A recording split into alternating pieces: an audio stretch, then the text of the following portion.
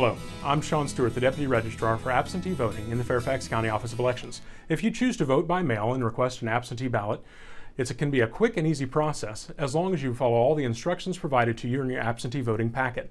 I'd like to take a moment and point out to you a couple of important pieces of information on the new return envelope that are required due to recent changes in state law. Besides the familiar information that you provided before, such as your name, your voter registration address, city, zip code, and your signature, there are two new pieces of information you're being asked to provide: the last four digits of your Social Security number and your year of birth.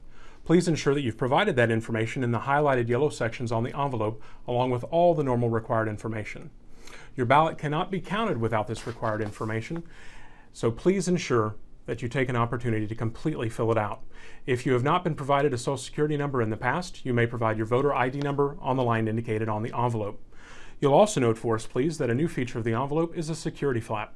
This flap will cover all the confidential and other provided information so that it is secure in transit and you can feel safe in knowing that it's been delivered only to us for review.